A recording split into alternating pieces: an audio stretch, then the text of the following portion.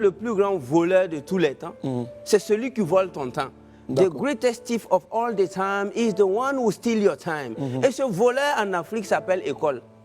L'école, c'est le plus grand voleur des jeunes Africains qui peut te conserver pendant 25 ans, tout en sachant qu'il n'a rien pour toi à la fin, mais il te conserve quand même.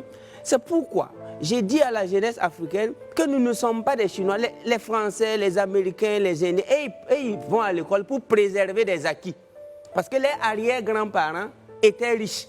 Mais si ton papa n'a rien, ta maman n'a rien, c'est toi qui cherches master. Mais tu n'auras que tes yeux pour pleurer après. Parce Donc, qu'est-ce qu'il faut faire au lieu de chercher master? Ce qu'il faut faire, il faut chercher l'essentiel. L'essentiel, c'est de savoir lire et écrire, de savoir raisonner. Et tu rentres dans l'auto-éducation. Pourtant, on lit et écrit, on apprend à lire et à écrire à l'école. Oui, mais quand on va remonter en 3000 ans avant Jésus-Christ, ils ont bâti les pyramides comment?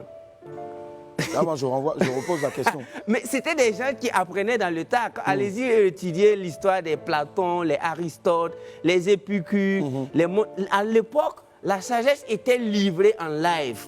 Vous travaillez, ils faisaient des one third. One third, ça veut dire un tiers de ton temps, c'est pour apprendre. Un autre tiers de son temps, c'est pour appliquer. Et un autre tiers, c'est pour aider les autres.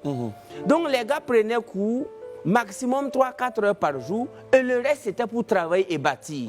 Mais aujourd'hui, nous avons une jeunesse capable de prendre cours de 8h à 18h, comme si c'était pour fabriquer des avions.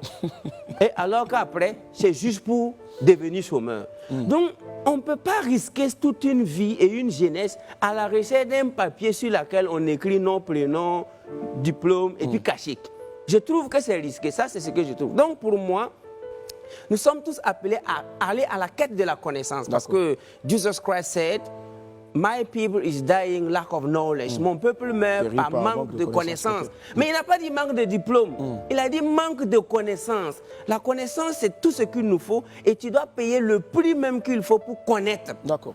Mais est-ce que nous connaissons?